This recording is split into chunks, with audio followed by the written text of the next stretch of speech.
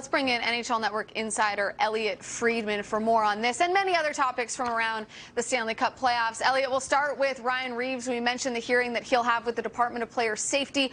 What is your expectation on what his punishment could be, and what was your assessment of what happened last night?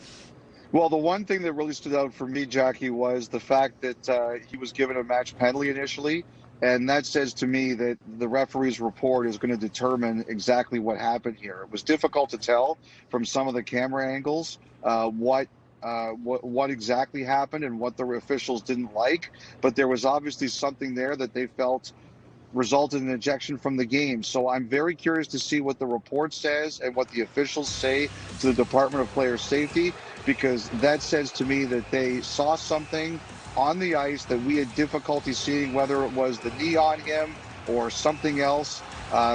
It's possible maybe some hair got pulled there. I don't know exactly what it is, but I think the officials' report comes down to the key here because of what the official ruled, and that was the match penalty. All right, Elliotte, let's change the topic and talk a little bit about another defenseman, this one with the Columbus Blue Jackets, Seth Jones. The report surfaced over the weekend. You were involved in this as well, with the idea that he has told the Blue Jackets that he does intend to test free agency. I don't think that's any surprise at all. I would suspect now that this might begin the process of him being moved now sooner than later. What else are you hearing? Well, the one thing I always look at, EJ, is I don't like to deal in absolutes. And so I think there's always a chance that people's minds can change. But I think if you're the Columbus Blue Jackets, you have to look at it like our expectation is he's going to test free agency, and you have to approach it like that. If you read any of Aaron Portzline's follow-up reporting on the weekend, it's pretty clear that that's the attitude that the Blue Jackets are taking, that they are going to look into moving him.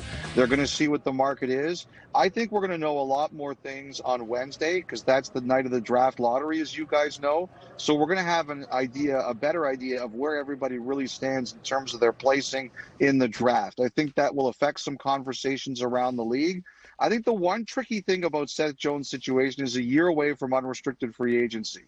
So is this going to be a team that's going to say, we want him for term, or is this a team that's going to say that we want him for rental?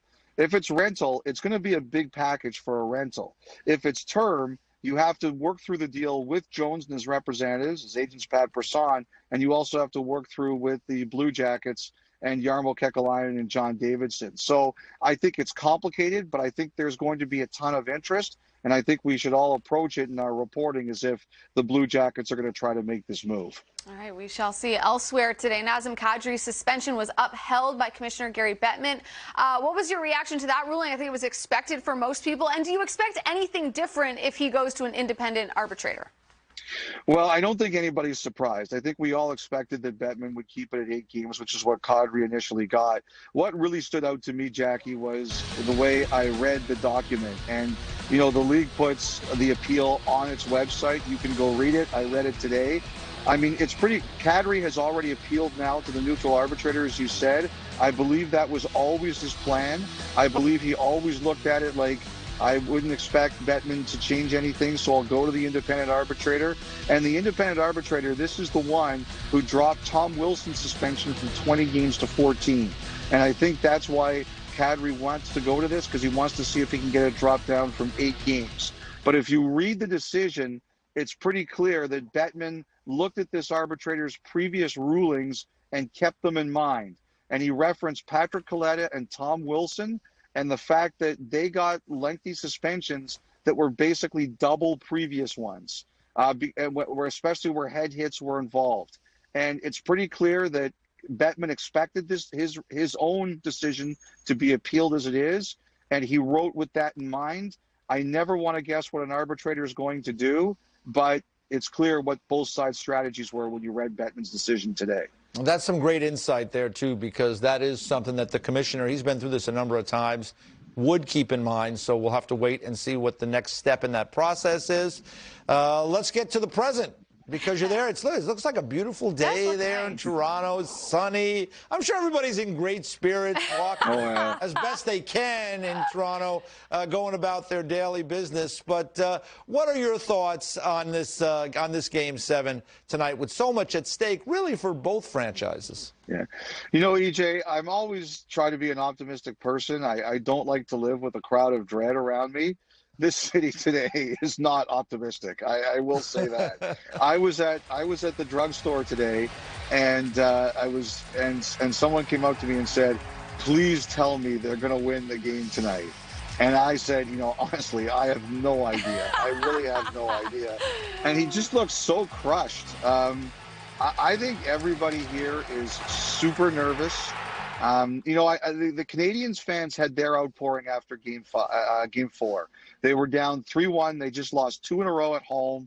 Toronto beat them in those 2 games by a combined 6-1. And my buddies who live in Montreal said that the team just got clobbered on radio in both French and English. And now they're sitting here like, this is a bonus. We never expected to be in Game 7. You know, the Maple Leafs fans, Jackie, you said it before, like, they're your team. You can imagine what it's like here today. They are trying to be hopeful, but you can feel the mood around the city right now. Yeah, that's one of the benefits now for me not living in Toronto. I don't have to feel that weight in the air, although I do sense it from afar. One more for you, Elliotte. Any word on what's happening with the Canadian border travel for the semifinals? Is that something that's making progress?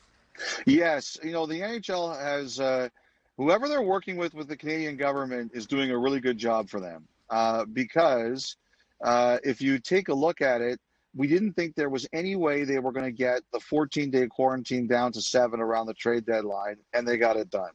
They got the opportunity to do the 2 bubbles here last year, and now there seems to be a lot of optimism that they're going to be able to have the Canadian team go back and forth from Canada to the U.S. for the 3rd round of the playoffs and, if necessary, the Stanley Cup final. We're expecting something on it this week.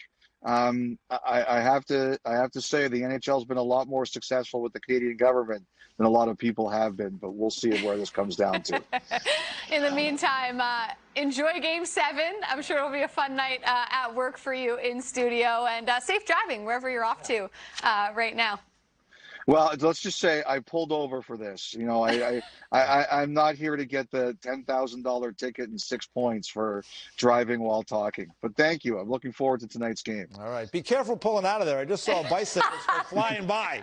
I'm always looking around. Be careful. Defensive driving. That's what I'm all about there, EJ.